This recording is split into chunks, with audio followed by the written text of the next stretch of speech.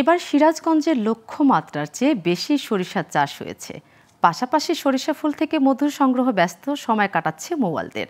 কারণ এবছর চলন বিল সহ বিভিন্ন স্থানে ব্যাপক সরিষা আবাদ হওয়ায় মধু সংগ্রহ হচ্ছে বেশি। কৃষকরা বলছে মৌমাছির পরাগায়নের ফলে সরিষা হচ্ছে বেশি।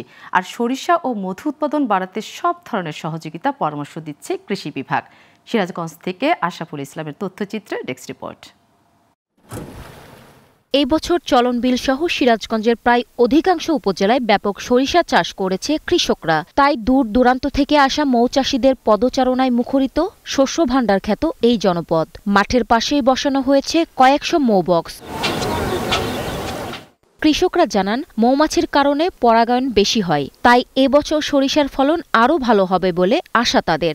এখন শস্য এখন বোনা ধরছে, এখন দেখতেছি শস্যের ফলনও ভালো, আবার পরপর ইরি আবাদও ভালো হওয়া যায়। এবছরে যে শস্য দেখতেছি তাতে খুব শস্যের ফলন ভালো আশা করতেছি। কীটনাশক ব্যবহার করা লাগে নাই। এবছর আমি 35-36 বিঘা জমি আবাদ করেছি। প্রতি বিঘার জমি 10,000 থেকে 12,000 টাকা খরচ হয়। আর সরিষা আবাদ আল্লাহ দিলে ভালো। এদিকে কৃষি কর্মকর্তারা জানালেন সরিষা ও মধু উৎপাদন বাড়াতে কৃষকদের বিভিন্ন পরামর্শ ও সহযোগিতা দেওয়া হচ্ছে। মাঠ পর্যায়ে আমাদের উপসহকারী এবং আমাদের উপজেলা থেকে আমরা যে অফিসাররা আছে আমরা সার্বক্ষণিকভাবে কৃষকদের পাশে আছি।